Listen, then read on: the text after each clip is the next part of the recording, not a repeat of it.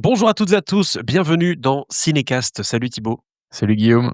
Cinécast, c'est l'émission qui vous fait découvrir les dernières sorties cinéma et streaming. Et avant de plonger dans notre film du jour qui s'appelle The Housemaid ou La femme de ménage, pensez à vous abonner sur la plateforme de votre choix, à liker la vidéo si vous êtes sur YouTube ou à laisser un avis sur votre application de podcast favorite. Voilà, ça c'est dit.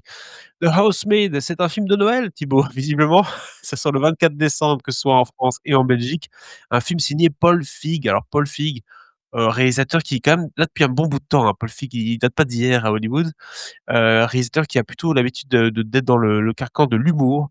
Et il nous a fait quand même des films qui surfaient entre l'humour et le thriller dernièrement, plus l'humour quand même, à savoir la saga A Simple Favor avec, Blake Lively et voilà que j'oublie le nom de la deuxième e protagoniste, comment elle s'appelait encore celle je ne sais plus, Anna Anna Kendrick. Kendrick. Voilà, où, ces 2 femmes se mènent un peu une guéguerre, sympathique et ici ça va être un peu pareil puisqu'on est aussi dans une guéguerre entre femmes, sauf que c'est un thriller, un pur C thriller c'est pas avec vraiment une guéguerre entre femmes, attention, mais il y a attention, oui. Mais en tout cas, c'est ce qu'on croit sur l'affiche et la bande annonce, vous allez comprendre. Avec Sydney Sweeney et Amanda Seyfried, rien que ça quand même 2 grands poids lourds du cinéma américain enfin féminin et Brandon Sklenar, dans le troisième rôle. Alors de quoi ça parle ce Housemaid? Ça parle de Millie, déjà, qui est en quête d'un nouveau départ et qui accepte un poste de femme de ménage chez Nina. Millie étant, campée par, Sydney Sweeney et Nina, c'est, Amanda Seyfried, qui est avec Andrew Winchester, son mari, et donc le couple est assez riche, hein, mais un peu énigmatique quand même. Ce qui s'annonce comme un emploi idéal se transforme rapidement en un jeu dangereux mêlant séduction, secret, manipulation. Bref, je propose qu'on regarde tout de suite un extrait de la bande annonce. So, would you like the grand tour? I know I have good taste. See what you're getting yourself into? The job is mostly cleaning, organizing, some light cooking. Everyone makes mistakes. Hello? Millie's gonna be living with us. She's gonna live with us. Andrew, I told you that. She'd be part of the family. I want you to feel safe here. I do. Theodore. Amanda Seyfried, Amanda Seyfried qui a un visage quand même qui peut faire un peu peur parfois quand même, elle aurait pu jouer Meghan à l'époque. Si jamais Oui, Meghan tu vois ce que c'est je veux vrai, dire? Elle a un peu ce c'est visage vrai. qui peut être dangereuse comme ça. Donc du coup, ça donne bien pour ce film à mon avis, en tout cas sa prestation est assez convaincante, ne fût-ce que dans la bande annonce. Alors toi qui l'as vu, Thibaut, peux-tu nous rassurer par rapport à ce film, donner envie de le voir éventuellement ou pas du tout? Écoute, j'avais quelque part, très peur parce que c'est adapté d'une saga littéraire, bon, que je n'ai évidemment pas lue, mais tu sais, qui est écrite, par la Marc Lévy, slash Guillaume Musso américaine, hein. Donc c'est le genre de truc, tu en lis un, mais tu as envie de lire les 10 autres parce que c'est facile à lire et c'est un peu con, mais voilà. Et je pense qu'il y en a quoi, 6-7 des bouquins là, The Housemaid, enfin c'est un peu comme, Martine, hein, à la ferme, à la plage, enfin voilà, hein, en veux-tu, en voilà. Mais en même temps, moi, je suis un Paul Fixouz, hein. J'ai J'aime bien ce qu'il fait Paul. Hem, alors bien sûr, plutôt ses comédies, hein, c'est sa spécialité, mais de temps en temps, il va un peu voir du côté du thriller et tu l'as dit, en citant, la saga Simple Favor. Le premier était vraiment bien, le deuxième un peu raté, on va pas se mentir et on en avait fait la critique d'ailleurs.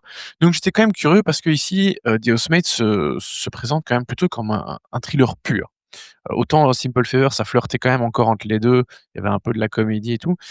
Ici, on est vraiment dans le pur thriller, genre auquel il s'est pas vraiment essayé jusqu'ici. Et en fait, l'histoire, je trouve qu'elle démarre très bien. On a donc cette jeune, femme de ménage qui postule à ce poste de femme de ménage qui va débarquer dans cette famille. Sauf que voilà, on l'a vu dans l'extrait de la bande annonce qu'on a écouté, le père de famille est pas vraiment au courant, que sa femme a prévu d'avoir une femme de ménage qui va, loger chez eux. Et donc elle va avoir une petite chambre de bonne, tout en haut de la maison, mais il y a pas de clé, donc il y a pas vraiment d'intimité. On voit que finalement, elle va recevoir une clé, mais voilà, ce truc un peu sympa parce qu'elle a pas de logement, elle a rien, donc tu lui files un job avec, un endroit pour loger, c'est du pain béni. Et en même temps, il y a le personnage de la mère qui est donc, campée par, Amanda Seyfried qui est, tantôt hyper sympa, hyper avenante et puis, le lendemain ou, 2 heures après hyper froide et tu ce qui fait qu'en fait, le Millie, elle sait pas trop, sur quel pied danser avec cette famille, quoi. Est-ce qu'elle fait bien les choses? Est-ce qu'elle les fait mal?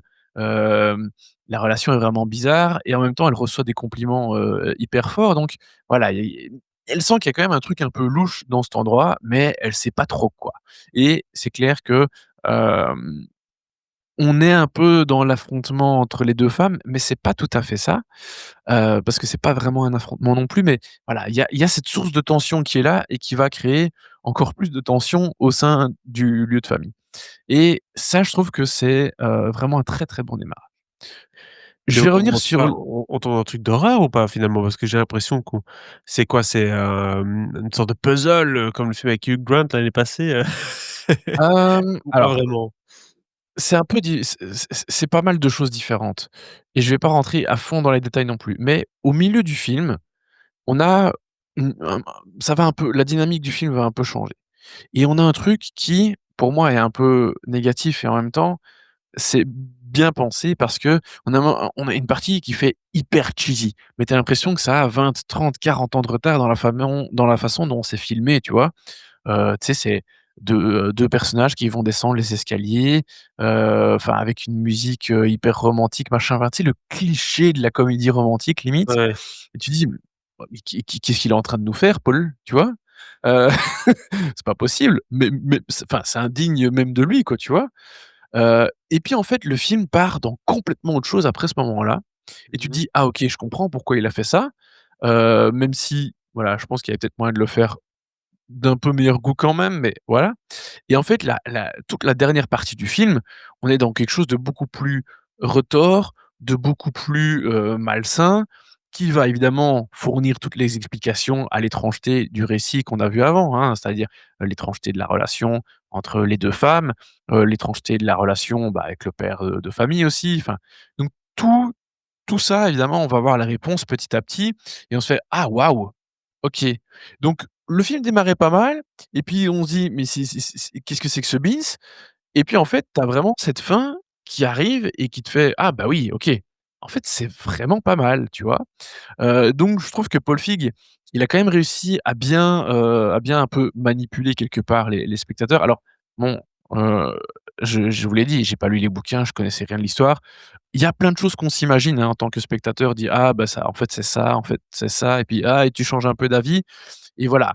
En vrai, la conclusion, enfin la révélation, je l'ai pas captée parce qu'elle est quand même bien, bien retors, donc ça c'est cool Mmh mh. et je trouve que, enfin voilà, en fait, même si la mise en scène, je il y a du bien et du mauvais, je reviendrai dessus après.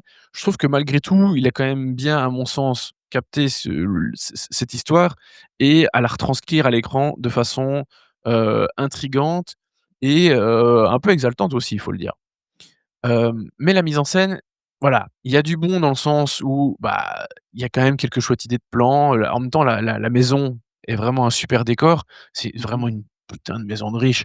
Tu l'as bien vu, elle est hyper grande, avec un grand salon, une énorme cuisine, le hall d'entrée gigantesque, enfin, voilà, donc il y a moyen de s'amuser en tant que cinéaste avec, ce genre de décor, hein. L'escalier est assez impressionnant, donc voilà, il y a quand même moyen de faire des chouettes choses, et donc oui, il y a quelques plans qui sont cool. Voilà, et je trouve qu'il s'en sort bien dans la façon d'amener les différents éléments de l'histoire, donc ça c'est plutôt pas mal. Après, c'est clair que dans l'ensemble, je la trouve quand même relativement peu inspirée cette mise en scène, hem, mais voilà, pour quelqu'un qui vient plutôt de la comédie, enfin qui vient de la comédie très clairement, je trouve qu'il s'en sort pas mal dans cet exercice du thriller pur, même si voilà, même cette séquence, ce moment, ce passage, je veux dire, qui fait très, début des années 2000 et tu te dis: «What the fuck? Qu'est-ce qu'il est en train de nous faire là?» C'est ça, il y a presque des heu rires on track, quoi. Mmh.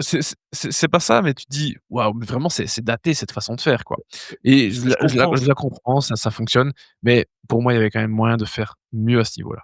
ce que je comprends dans ce que tu dis, c'est que, bah, il flirte un peu avec les 2. C'est un peu comme A Simple Favor 2 où il y avait le côté un Mmh. peu thriller du film qui parfois te surprenait un petit peu, puis tu avais le côté forcément comédie. Là, j'ai l'impression que oui, il est plus dans le thriller, mais il y a quand même du Paul Feig derrière et donc les 2 restent un peu, il y a un petit jonglage entre les 2 quand même, quoi. Il flirte avec d'autres choses, mais pas vraiment la comédie. Enfin, Oui, c'est-à-dire oui. qu'il y a des moments un peu peut-être un peu comiques ou rire jaune dans le sens où tu dis: «Bah, qu'est-ce qui se passe?» tu vois? Mmh mh. Mais, c'est pas vraiment avec la comédie avec laquelle il enfin le genre avec lequel, il s'amuse. Il s'amuse avec d'autres choses et voilà, pour les gens qui connaissent pas du tout l'histoire, je pense que ça va surprendre et que ça va bien fonctionner. Ceux qui auront lu l'histoire, bah, voilà, peut-être qu'ils auront enfin, clairement, ils auront pas les mêmes attentes. Mais Il s'amuse avec voilà, autre chose. Son casting, j'ai envie de dire, hein, Sydney Sweeney, Amanda Seyfried, c'est quand même, un duo assez intéressant. bah, c'est un duo très, très intéressant, et même un trio, même Oui. si enfin, je reviens on parlera de Brandon Sklenar après, mais voilà, Sydney Sweeney, on a beaucoup parlé d'elle, récemment, pas que pour des bonnes raisons, mais parce qu'elle a des bons gènes, soi-disant, enfin des bons jeans.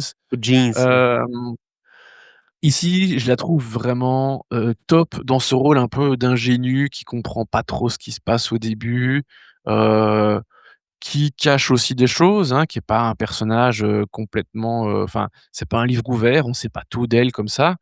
Donc voilà, c'est un personnage qui est intéressant, mais qui a toujours encore ce côté, un peu écolière, tu vois? Elle est là pour, enfin, s'occuper de la maison, le Mmh. ménage, le faire de la cuisine, mais aussi s'occuper de la fille du couple, tu vois? Donc qu'il accepte, pas trop.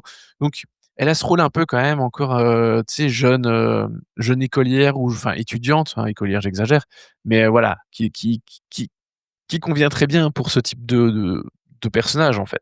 Donc ça, c'est top, elle l'incarne super bien et je trouve qu'elle arrive à montrer vraiment différentes facettes du personnage qui sont très intéressantes et qui fonctionnent super bien, que ce soit dans toutes les phases du film.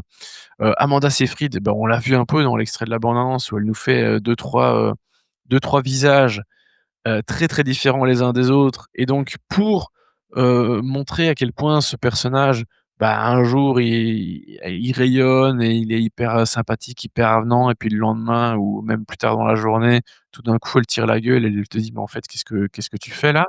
Mmh mh. heu, Elle est géniale, vraiment Amanda Seyfried géniale et j'ai pas de souvenir de l'avoir vue dans des vrais purs, thrillers, voire son personnage parfois se rapproche limite du film d'horreur. Et je trouve qu'elle excelle vraiment dans ça, donc c'est super.